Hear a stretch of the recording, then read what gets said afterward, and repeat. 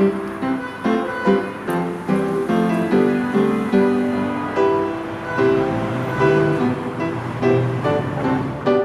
was just thinking, a few minutes ago, it dawned on me, for the last half century, the Elwells have been town managers. I won't say in control of the town of Brattleboro, but you guys for half a century have been the face of this town.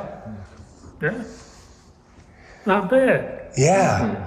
Now, how did you, Mr. Elwell, come to be the town manager back in 1960? You know, I was 10 years old. Well, this was my third community in Vermont.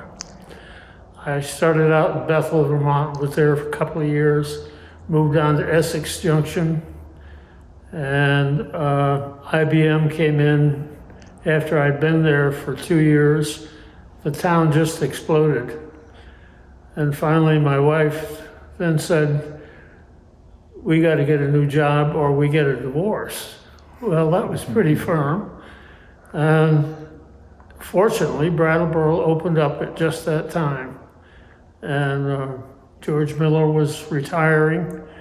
I made an application and was accepted, and here I came. Well, let's stay with you for a minute, because you just talked about the explosion of Essex with IBM. Right. What was Brattleboro like when you got here in 1960? We can look at Main Street. We can look at Putney Road. You and I remember a very different Putney Road, yes. Me being 10 years old then. Well, Brattleboro was on the move also. They were just finishing up an extensive expansion of the sewer system. They had put in they called it the Whetstone Brook Interceptor, because all of the sewerage had been straight piped into the brook up until that point. So they built that. They were putting in a Connecticut River interceptor that was picking up everything along the Connecticut River. And I believe at the same time they were making an extension of the Putney Road sewer so the people up there could have service and their exploded Putney Road. Once they had sewer service up there, they already had water service. They'd had that since 1942, I think, when they put the extension into AO during the war. But they put sewer extension in the late 50s, early 60s, and that just made that land so much more valuable. We had people that owned the land at that time really very upset because they had to pay $1 a foot for the extension. They didn't realize that dollar was worth about maybe $60 or $70 a foot after it was installed. So that was really the beginning of the rapid extension in Brattleboro. A little later, the shopping centers came along. Not too much in the way of housing was built up there at that time, but that came later with the Green Mountain development and the one at Adair Heights.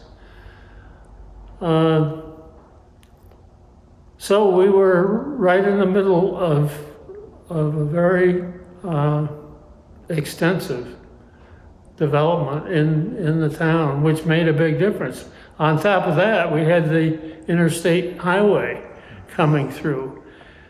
2 weeks after I started, on November 1st, 1960, they opened up Interstate 91. From exit 1, they added exit 2 and 3, and there we were off to the races. I remember the interstate opening from Guilford Yep. maybe it was Brattleboro, you hadn't quite crossed the line yet, down to the Massachusetts border. There was a temporary on and off ramp in Brattleboro, still there. Yes. You must drive by it and say, there it is, this used to be. And the same thing down in Massachusetts. So from there north to exit 3 opened, is that what you're talking about? That's right. That's right. I see. Yep. Yeah. That was a big event because that was, well, almost the whole part of Brattleboro now had access to 91. And that can be a double-edged sword, can it? It can take people right by your town and never stop and see it, or lots of people will stop in your town. That was interesting, Bill. I used to have my car serviced at the mobile station on Main Street that Bucky Bukowski operated. And so I talked to Bucky about this. I asked him how business was after the highway was open. And he said it really didn't make too much difference. He said a lot of his customers from down country would stop anyway, just to talk and, socialize. So. Or in Bucky's case, to listen. He was quite a talker. Oh boy. Yeah. Yeah. There's always controversy when a town expands, like it did out onto Putney Road. Maybe not environmentally were people so concerned, although there were concerns, not like today it would be, for example, but were you stuck in the middle of that, or were you comfortable in the middle of that, or was it not even a factor for you? Well, I was thinking about the relationship of the difference that Peter has seen in the job and what I saw when I got here.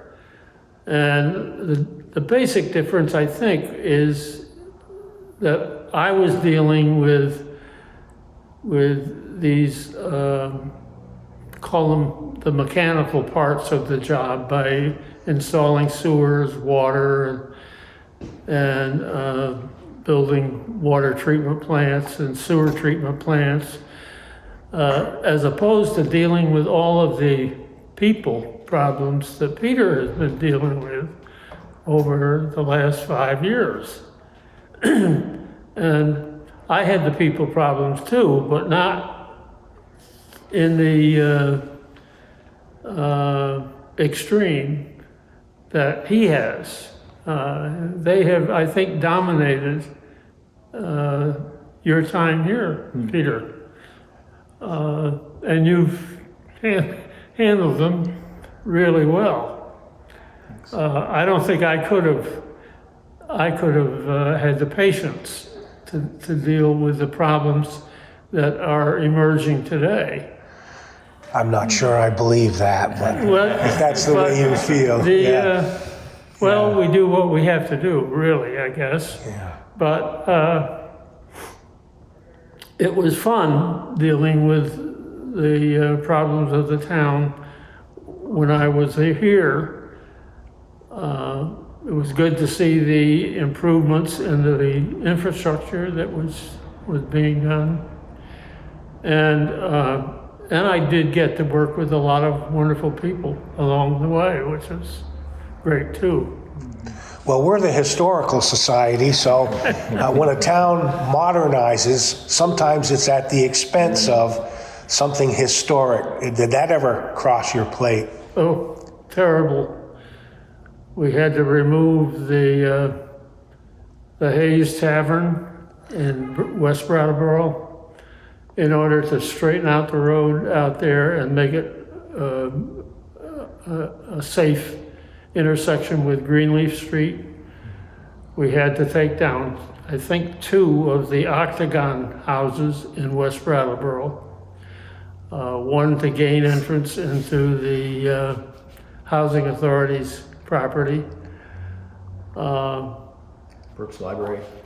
Brooks Library came down to provide what? A parking lot, Yeah, that's still a great controversy today. Everybody commenting on our Facebook page is saying, boy, we love that place. Why did we do that? Well, actually, the building was a deterrent. Nobody who was at all mobility challenged could get into the building. And we now have a modern library that really is, I think, one of the prides of the community. Yeah, agreed. And you never could sneak up on anybody in that old library. The floor was so creaky. That's right. I used to go there. You Yeah, never I did too. Oh, you Yeah. did? When I was very young. You remember I was it, 5 or Peter. 6 when it was demolished and Yeah. the new one was built. Yeah. Yeah. Well, when this young fellow got the job, or even was thinking of applying for it, you must have provided some sage advice for him. And so, first of all, what was that? And secondly, do you feel in hindsight sees 2020, he's getting ready to leave the job now. He's been there for a long time. You were there for a long time. Was your advice good advice? Can I answer that one? Oh, absolutely. Yeah. So, his advice, Excuse me. and it was sage advice, for the longest time was stay away. Because he was right. He'd been here for 29 years and, been in the middle of all kinds of things. And, I think there's a good, strong consensus that body of work was positive and, the town was extremely well served in little ways and big ways by the 3 decades that you were town manager. And it's also true that if early in my career, when I was inexperienced, I had tried to come and be a town manager in Brattleboro, I was still in school, actually just in the first 2 years of my career when Dad retired. So, that wasn't even a question, right? They did their nationwide search, they found a town manager from out in Colorado, and it was the right way to move forward at that time. Over the years, my wife and I, who had settled in Florida, were thinking we wanted to get back up this way. Let me interrupt just for a second. You were born here I was at born BMH? in Brattleboro Memorial Hospital, 1962. So the punchline to the story about how my mom and dad had a showdown in Essex Junction is they came to Brattleboro and had another baby. So that worked out well too. I have a story on that too when we get to it. Okay. Go ahead. So I have a tendency to run a little long sometimes. I'll try to tighten up. No, that's okay. I just wanted to point out to people that you went through the school system here, graduated absolutely. here, Yep. went on to some Middlebury kind College. of, all right, Yep. and some kind of civic planning. So then Middlebury for a political science degree, and then on to the University of Pennsylvania for a master's in government administration, where I met my wife, who was from Florida and California. She'd had parts of her childhood in both places. Okay. So we went off to Florida together and had 28 great years there, as it turned out. But while we were there were times when we really were itching to get up into the Northeast and wanted to live in New England, preferably in Vermont. We really never dreamed of actually coming all the way home to Brattleboro.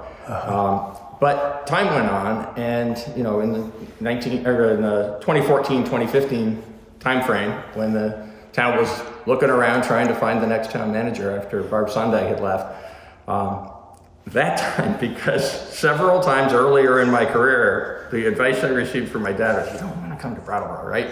Too much baggage to carry, because of being, who I am, being his It's son. not easy. He was extraordinarily popular. Exactly right. Exactly. And you've been very popular. Let's not thank you. underestimate. Yeah. So, I think, we would certainly agree, and it feels good in terms of sort of how the folks I've worked with and the way the community has responded. I mean, it feels really good to have come home and have done this work here. But the getting here was all those years of looking for a way to come back up into New England, but not right back to Brattleboro, even in the times when there were some prior transitions in town managers. And honestly, in those earlier times, I'm not sure it would have been the right time for me or that I would have been the right person for the community. When it came about in 2014, that there was a moment when the town was about to announce, the select board was about to announce the new town manager. And then the new town manager called, there was a 5 o'clock special select board meeting, and the new town manager at 4:30 in the afternoon called up David Gartenstein and said, yeah, changed my mind, not coming.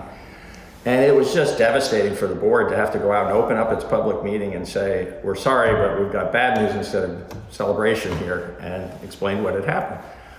From time to time, living down in Florida, I would look at the Brattleboro Reformer online just to kind of check in and see what was happening back home. And by a quirk of fate, I happened to look that next morning online, and the big story in the Reformer was, basically the community getting stood up at the altar by this person who didn't show up for the job.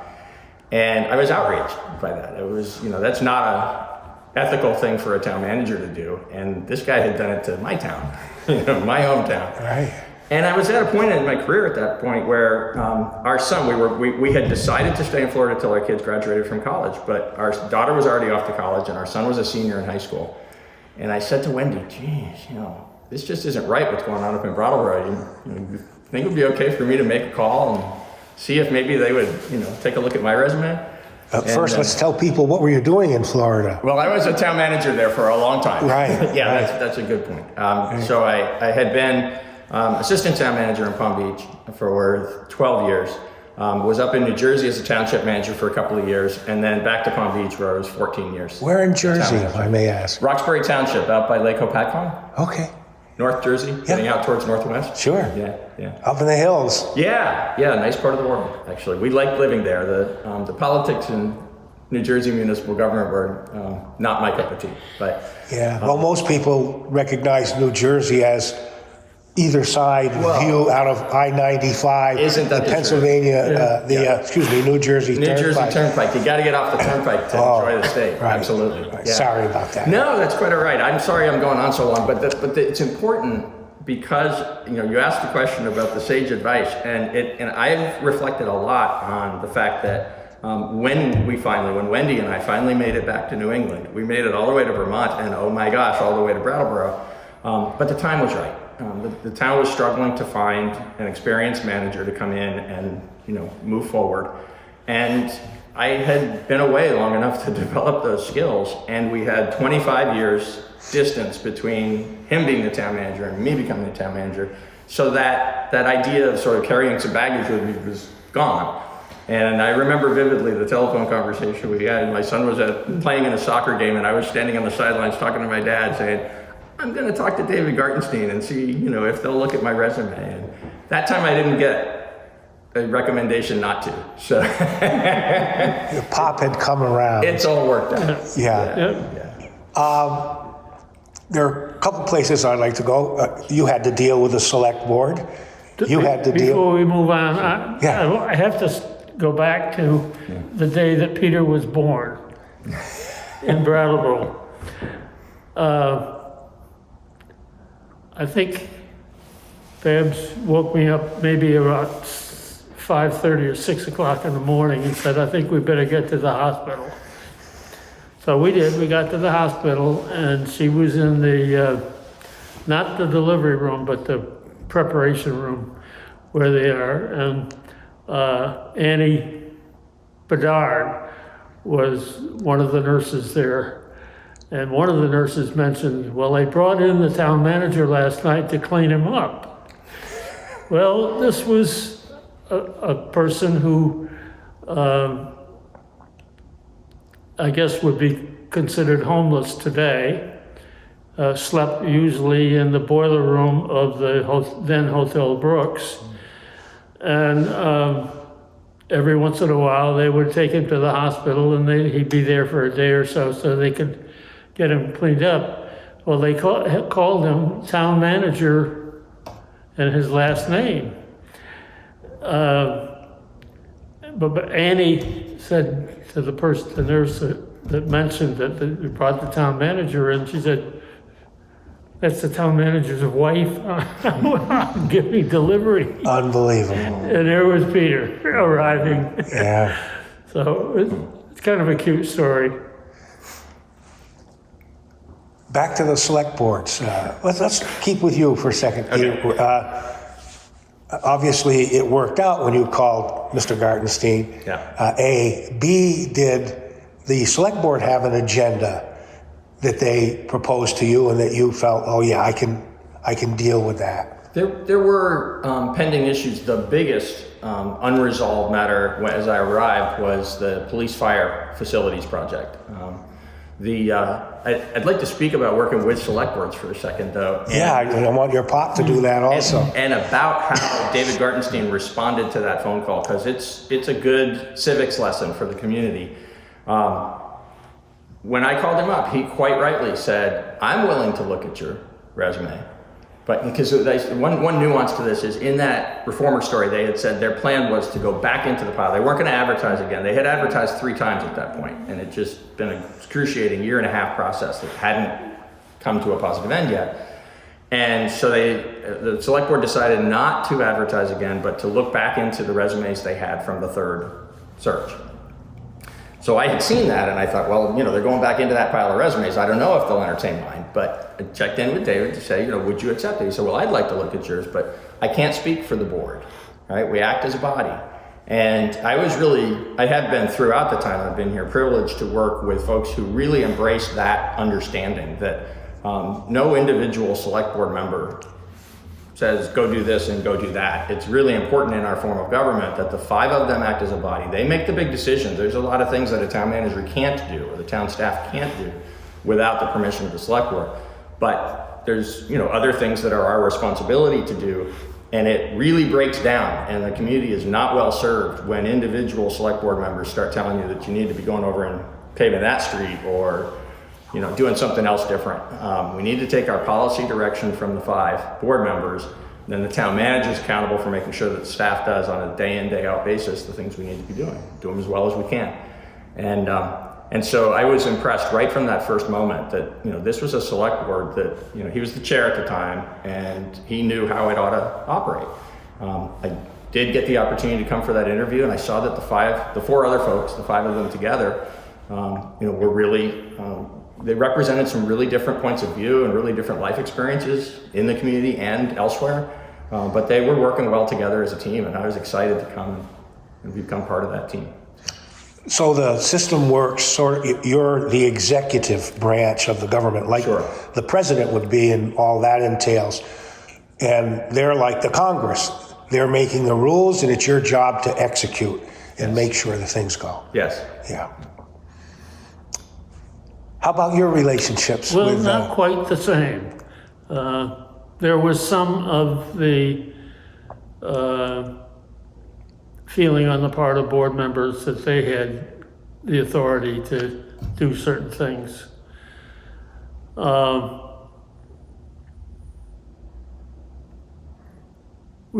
At one point, and this was well into my tenure, this was 10 years or later, after I'd been here for a while, that the board had been after me to fire a police chief. And I told them, I said, we've got to have a legitimate reason to fire a police chief, and it's got to be really strong.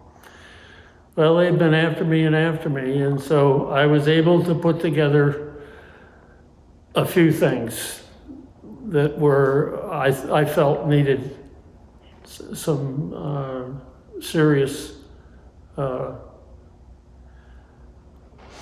upgrading, and it wasn't being done. And so I finally, one Friday morning, I called the police chief in and I told him that he was finished and he needed to go down and clean out the desk.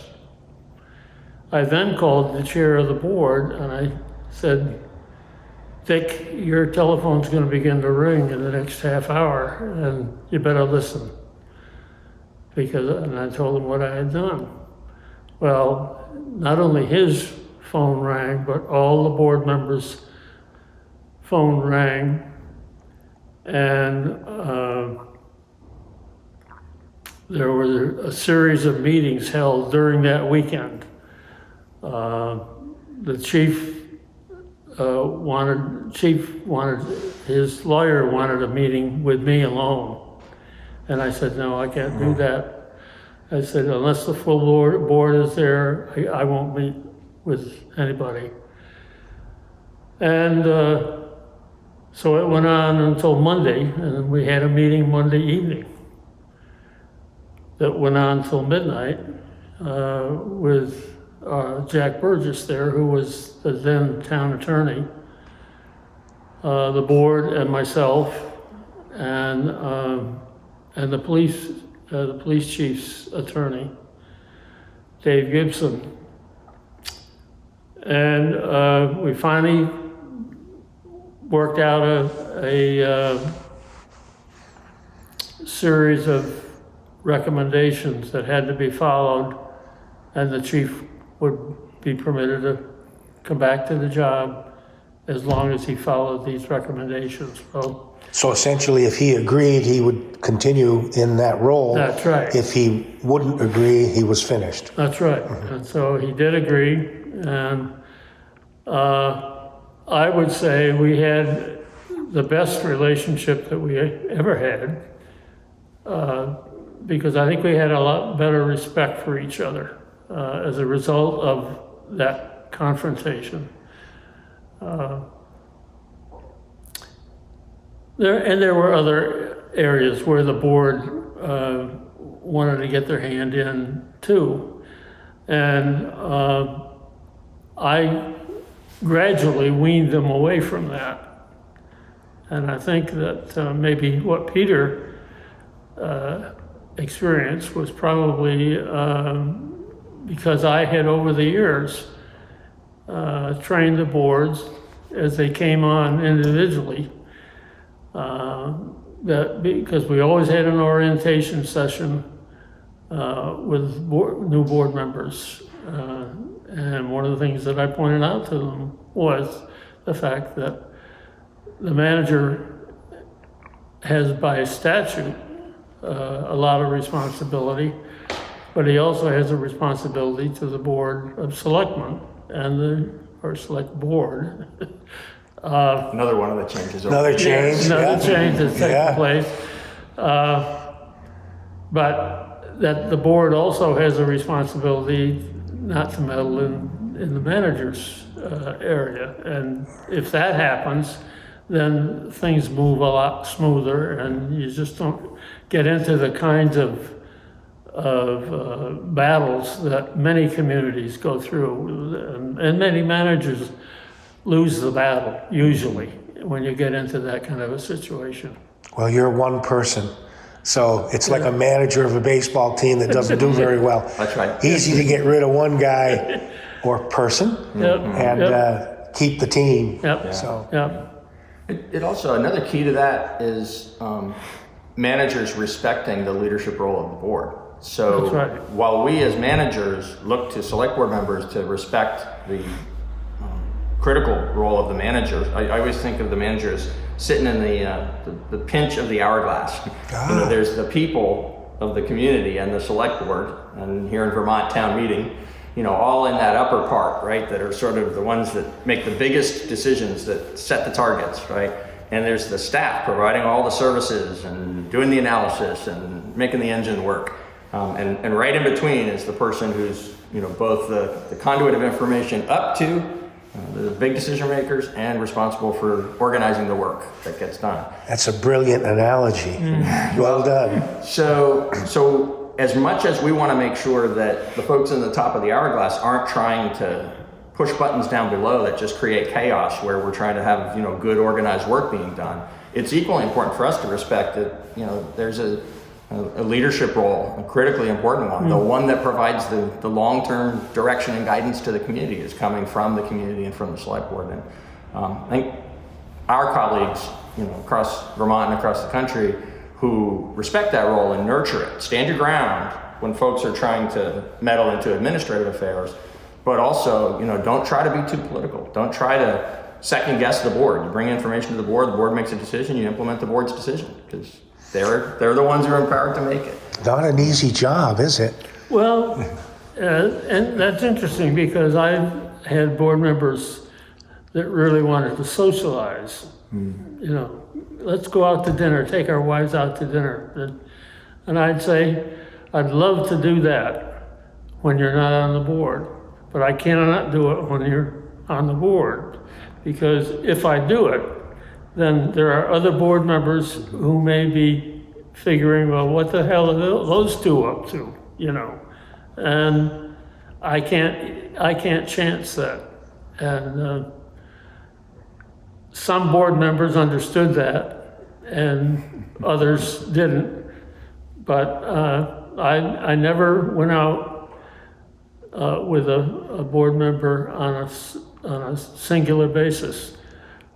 One of the very nice things that happened to me was after I'd been here 1 year, Bill Moore, who was then the chairman of the board, and had been for years and years and years, wonderful, wonderful man. He said, the board wants to celebrate with you and your wife. And they took us up to the then Chanticleer, up on the north end of Putney Road, which was the best restaurant in town at that time. What was the name of it again? The Chanticleer. I don't remember it. Yep. Where was it located? Well, it was pretty well up towards the roundabout now. It was. Yeah, maybe even a little bit beyond the roundabout. Was in an old Victorian house, and It would have to have been this side because you have the AO there. So well, it was on the left-hand side of the road, as I remember. okay, where the auto dealerships Where are the auto now? dealership Oh. is, and I think they may have removed the house. Yeah, we'll have to check that out. Yeah. But that was wonderful. Just to be recognized after the first year of service. And they were obviously pleased with what had happened. But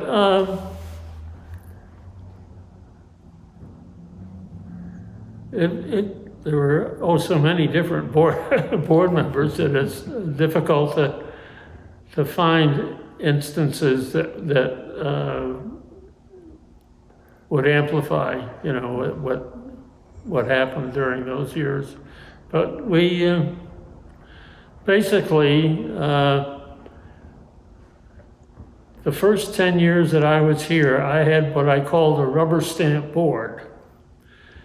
And anything that I brought to them, they would automatically say yes. And I kept telling them, I said, listen, you better pay attention and read this stuff because I'm not perfect. And we're gonna really get into trouble if you don't read this stuff, and I've made a big mistake. That changed, which was good. After 10 years, a guy named Dick Waite came along, and he was a young guy that was really on the make, I guess I would say. He wanted to be governor, but he never made it. But he wanted to be in charge, and that was fine with me. He wanted to explain the budget at town meeting. I had always had that responsibility, and I thought it was his responsibility to do that anyway. A board member should know the budget well enough so they can make an explanation at a town meeting. And at that point, things did change. He took charge, and he understood the relationship between the manager and the board, and particularly the chair of the board, which took quite a load off from me because I'd been having to do some of what the chair would do previously. I would be called upon to go to all of the opening of businesses where they cut a ribbon and whatnot. Well, that wasn't my job. It was really the board job to be doing those kinds of things. And he took that seriously, and that was great. It's interesting to me, I'm a former select board member in the town of Dummerston. There is no town manager, so all of the responsibilities that you've just been talking about belong to the select board. Yep. Yeah, and we up there used to divide up pieces of the budget among us, and so we would be there to explain those pieces. Yeah. Yep. Yeah. That's just a remarkable aspect of town government in Vermont is the vast majority of places don't have much in the way of staff. You know, everybody's got a highway crew, but some of those are pretty small. And administratively, there's so many 3-person select boards where those folks are doing, you know, what a team of people, a larger team of, you know, full-time employees does in a larger, more complicated place like Brattleboro. So, you know, having spent our professional lifetimes doing this work in that setting, you know, where you've got people with various expertise and training and experience and all doing it, it's been, and because I did it for so long in more metropolitan areas where there's more money and more people, you know, more staff, probably the biggest adjustment for me in coming home to Vermont. There was all that wonderful personal part of it, but the, you know, dealing with limited resources was a real challenge, even for me here in Brattleboro, which, you know, by Vermont standards is pretty big. And as I got working with people from around the state, I developed such an immense respect for, you know, the several hundred people across the state like yourself serving in small towns without staff, you know, doing the work that we make a living doing. Yeah, it's interesting. Pretty amazing. Let me ask both of you to comment on Main Street. The Main Street that you inherited, and when you left, same thing. Sure. Busy, busy, busy. And still. And much different. We had a Grand Union on Main Street. We had a Fishman's. We had a Woolworths. We had an A&P right next to the community building. Goodness, we had all of these national chain stores in Brattleboro that people depended on, really, for all kinds of services. I remember it as being very vibrant, particularly on the weekend, Friday night. Oh. People from outside, say Dummerston, Vernon, That's Putney, right. etc., came to Brattleboro to shop. And in those days, your grocery stores, like you're talking Yep, about here, yep. There was a Finest, there was a Grand Union, there was Yep. an A&P, as you Yep, just... yep. And they would park, they would probably eat in town, and places like Woolworths Go to the had movies. lunch counters, go to the movies. Yeah. It was a bustling place in the center of activity. And as you talked about Putney Road a little bit ago, a lot of that moved up there. That's right, that's right. And we had 2 movie houses. What community of 12,000 in Vermont had 2 movie houses? If you had one, you were lucky, you know. Yeah. Just, and all kinds of services that are not any longer available, unfortunately. You know, Joe, the shoemaker. Joe DeAngelis. Joe DeAngelis, Yeah. no longer here. Can't get your shoes repaired in That's Brattleboro. right, no. Yeah. So many other services are either very limited or not possible any longer in the community. So it's a change, but the change has been so gradual that most of us really have been able to shift our needs and our wants, you know, in whatever direction the business was going. Is change like that something that you see, it's a series of dramatic events, or is it something that after 20 years you look back and say, oh my God, what's happened here? What a different town. It's so gradual that you hardly realize it's happening until, as you say, you look back 20 years and say, well, gee, what happened to the shoe store where I used to go? Or we don't have a men's shop anymore in town. You can't buy a shirt or a necktie, A suit. a suit, you know. Yeah. Just Michelman's, Michelman's, for example. and Miller Brothers that Miller Brothers. came in. Excuse me. It's, you know, and those changes happen, unfortunately, and there's not really much we can do about them. It's tough to balance history with modernizing. Except to adjust and get on with our life, you know. There is a silver lining when we're talking about Main Street. So It's very true that we certainly have our daunting challenges these days. You alluded earlier to some of the people issues, and I think that's right. I think that back in the '60s, it was much more about bricks and mortar and sort of the physical things necessary for a community to thrive.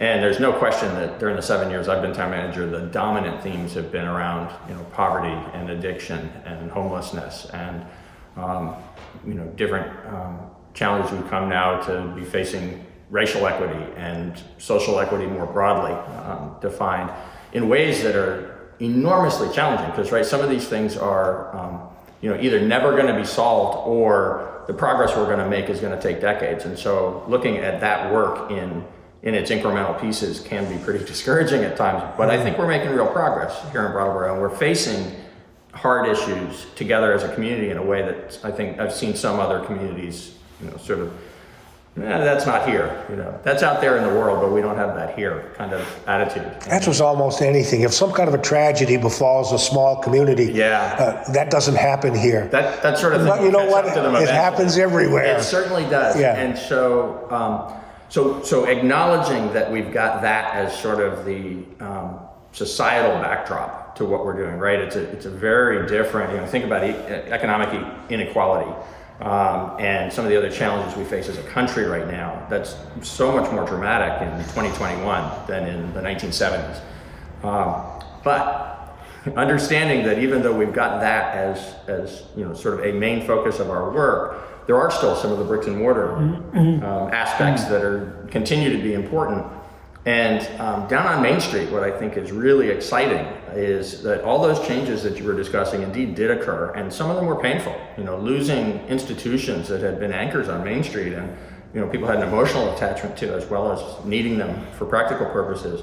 And then having periods of time when some of that gradual transition was occurring and there were a lot of vacancies, all at one time for either economic reasons or just coincidence of once the national chains had gone and it was more family-owned businesses. Sometimes, a family, the current generation of a family will get to the point where they don't want to do the grind any longer with the local business, and there isn't somebody else who wants to take over the family business or, a ready buyer or whatever, and the shop will go dark for a while. And so when that's happening here or there, and there's one or two of them around on Main Street, the vitality continues.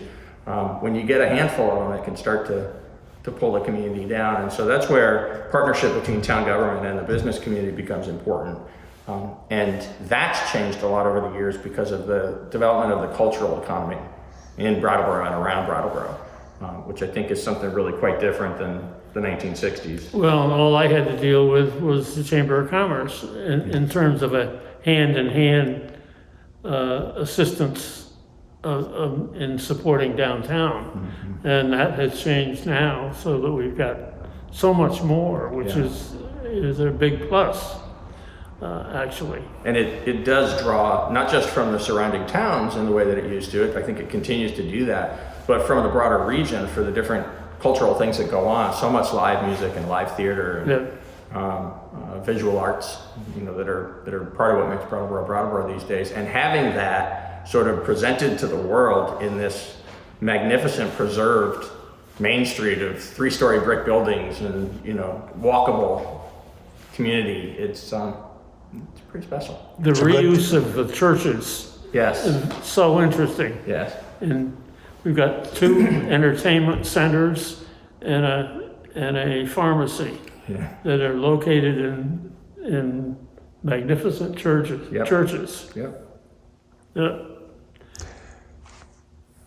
I have one other question, and if I haven't hit something you both wanted to talk about, well, why don't we do that first, and I'll leave my question till after that, if you have something. If not, I'll ask my question. Gosh, I don't. We've covered a lot of ground here.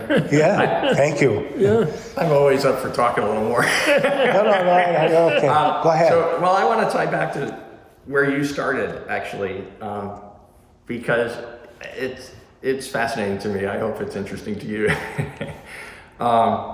It is, if you're wondering. Okay, great. Listen, I was a 10-year-old kid. Yeah. When your dad became the town manager. So, and I've lived through your time too. So go ahead. So I'll say, I think this next observation is on point to talking about the community and the changes in the history and also, so I do hope it's useful for you in that regard. It's also personal. It is, sort of tying together that, 30 years body of work from 1960 to 1989, and then the gap in between, and now my 7 years here in Brattleboro as town manager. It's really interesting to me how certain pieces tie together. So early on, when I was here, we needed to replace the water tank up at SIT. And the water tank we were replacing had been built on your watch. You mentioned the interceptors, how it was, in your lifetime, Bill, and mine, the sewage from the community was going right into the whetstone and right into the Connecticut. Yeah, I want to ask your dad about that too. Yeah. Go ahead, finish So the up. interceptors were built, right? But they were built 50 years ago. And so time goes on and you have to address these things. And so one of the real challenges facing the community in the future, honestly, is what to do with the whetstone interceptor, because the whetstone interceptor, for a good portion of it, runs in the brook. And today you'd say to yourself, what were they thinking to put a sewer pipe in the brook? Well, what they were thinking was put the sewer in the pipe, because the sewage was going in the brook anyway, right? And so we're really, I'm looking at that project, there's going to be millions and millions of dollars that are going to need to be spent in the future. We're not quite there yet. The pipes last a long time. But the pipe doesn't belong in the brook. The pipe is going to need to get buried in the ground outside the brook. And that's going to be a huge undertaking for the community. And there is some planning going on around how that might work. But that's an example of how things change over time, right? In the 60s, what we needed to do was stop putting sewage in the brook. And the interceptor was an innovation.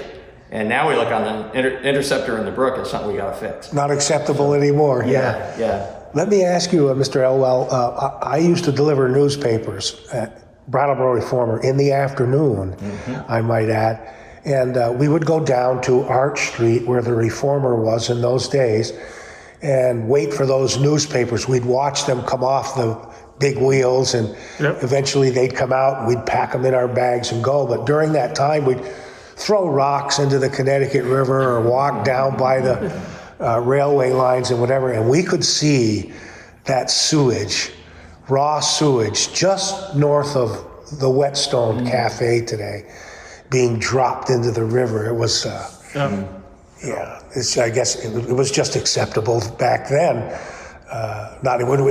And Brattleboro lost the retreat meadows, I will call it, as a designated place for swimming lessons, for people to do that. Right. And the water quality deteriorated to the point where, this was just before your time, Right.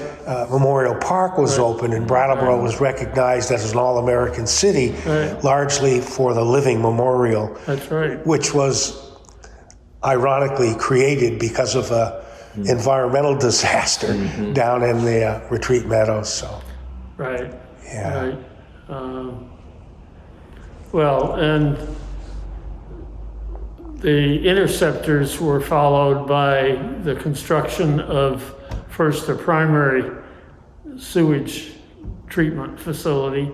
Then there was a intermediate facility constructed, and finally, at the very end of my term, was a tertiary that was built, and that has been rebuilt since.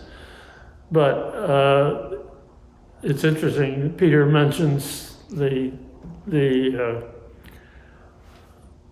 you think you've solved the problem, by today's standards, but 30 years later or 50 years later, you recognize that you really didn't solve the problem. You ameliorated it maybe, but you need to do something better, and so here we are.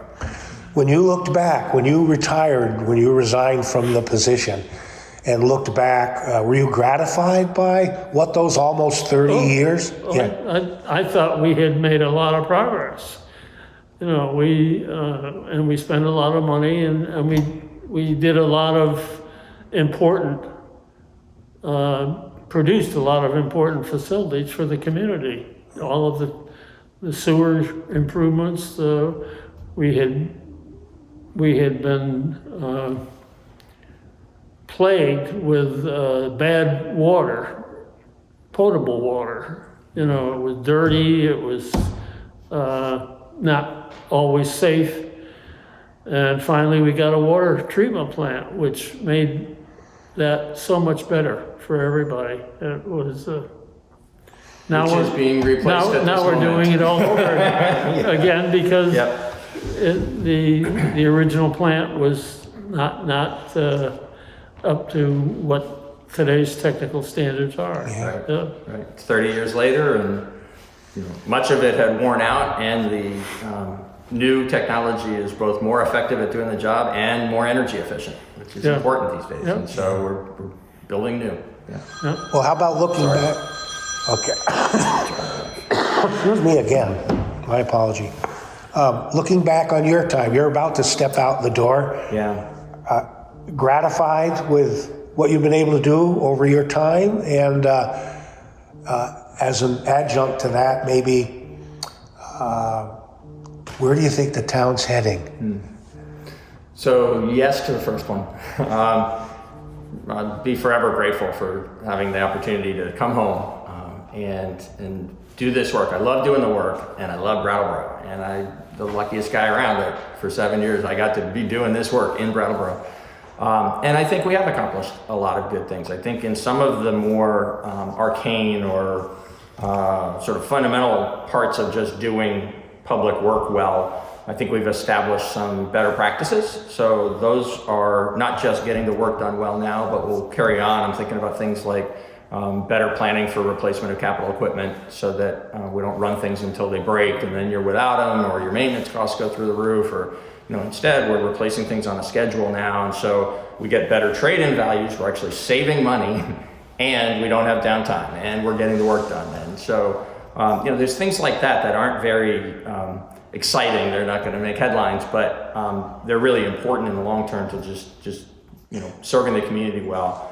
I think there's plenty of that, and then there is that additional really challenging work around societal aspects that I think us facing up to those and engaging with them and bringing people from the community into the work, so it wasn't just town government doing stuff for the town, but now we're really sort of deep in it, sleeves rolled up with people in the community around how to find better ways of being together and addressing these challenges. And I think that's also getting momentum, and I look optimistically to the future of Brattleboro. I'm not sure I have a specific set of, I think you'll see this and I think you'll see that, but I feel good about the direction we're headed in. Let me focus you a little bit and say, as Putney Road exploded when your dad was in this position, do you see in the future a part of Brattleboro that seemingly is ready to burst out a little bit or develop? I don't see that. What I see is, based on some really intentional planning that's been done, some redevelopment of certain areas to be quite different. And Putney Road is a good example of what was built there was, economically really important to the community during the, from the late 60s into probably the 90s, I guess, over the course of, lots of years of it becoming what it is. As we drive it today, we can really see the era in which it was created, the big parking lots and the buildings that are set so far back. And it was really created for a different time. And so the plan now for Putney Road calls for some of that to remain and be, sort of recreated over time in some of the same conditions. They're up near the interstate roundabout, but further south between the plazas and the bridge down by the marina, the intention is that over time, parcel by parcel, as properties redevelop, they'll be redeveloped into mixed uses, smaller businesses and housing, and some walkability on Putney Road, which doesn't exist today. So I think we're going to see over the next decade or two those kinds of changes happen because of the planning that's been put in place over the last decade or so.